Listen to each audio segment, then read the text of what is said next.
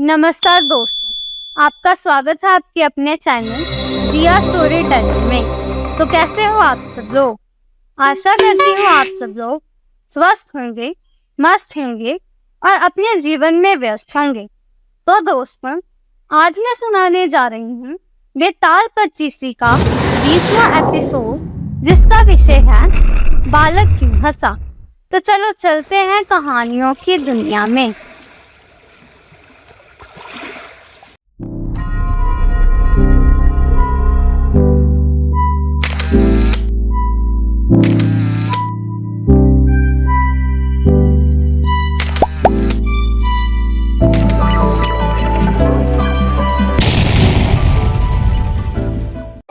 इस बार भी पेड़ पर लटकी बेताल को राजा विक्रमादित्य उतारते हैं और कंधे पर लाद कर आगे बढ़ते हैं।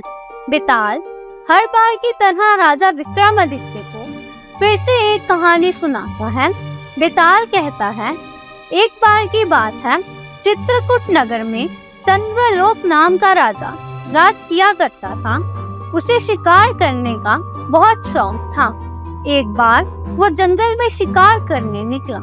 वहाँ घूमते घूमते वह रास्ता भटक गया। थककर वो एक पेड़ के नीचे आराम करने लगा। आराम करते हुए उसने एक खूबसूरत कन्या को देखा। उसकी खूबसूरती राजा की आंखों में बस गई।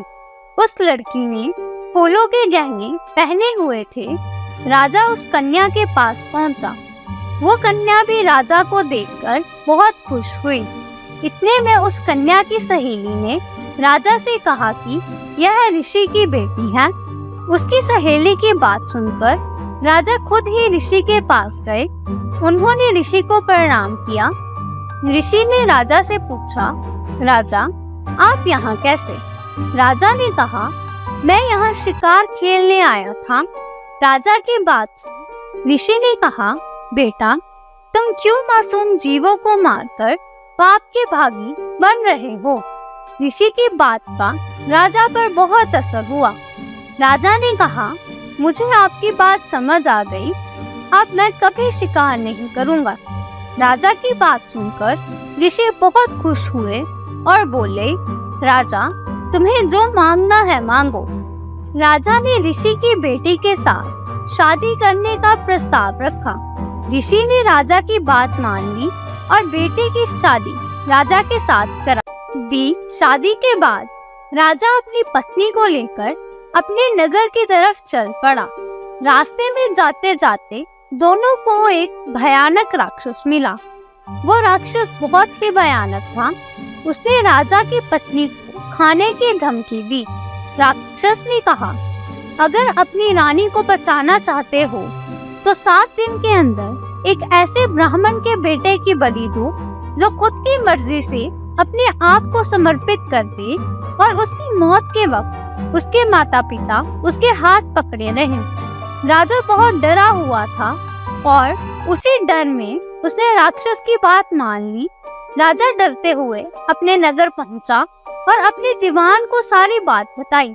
दीवान ने राजा की पूरी बात सुनते हुए राजा को हौसला दिया और कहा, आप चिंता मत कीजिए, मैं कुछ उपाय करता हूँ। फिर दीवान ने 7 साल के एक बालक की मूर्ति बनवाई और उसे कीमती गहने और कपड़े पहनाए। उसके बाद दीवान ने उस मूर्ति गांव-गांव और आसपास के नगरों में भी घुमाया।